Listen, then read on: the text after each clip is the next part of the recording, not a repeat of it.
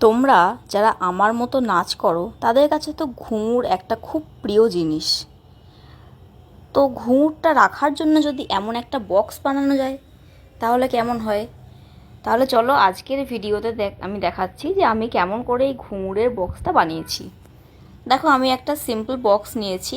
এরকম বক্স তোমরা কিনতেও পারো বা অনেক সময় পাওয়াও যায়। তো এই বক্সটার ওপরে আমি মোল্ডিট দিয়ে কাজ করেছি। তার আগে আমি টিস্যু পেপার এখানে আঠা দিয়ে আটকে নিয়েছিলাম, তাতে বক্সটা একটু অ্যান্টিক লুক লাগবে।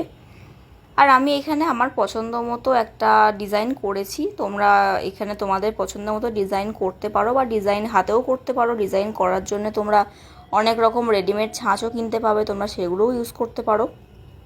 তো আমার কাছে মনে হয়েছে যে রেডিমেড করার চেয়ে এটা হাতে করে নেওয়াটাই অনেকটা ভালো।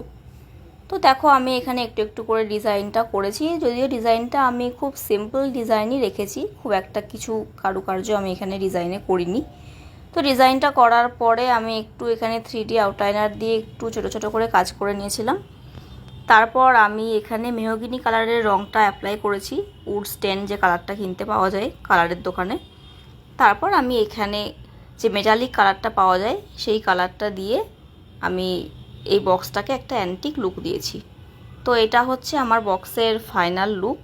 তোমরা দেখে জানিও তো তোমাদের এই নতুন লুকটা কেমন লাগছে। তো দেখা হচ্ছে পরবর্তী ভিডিওতে খুব তাড়াতাড়ি। আর যদি ভালো লাগে তাহলে এরকম একটা বক্স তোমরাও বাড়িতে ট্রাই করতে পারো। টাটা।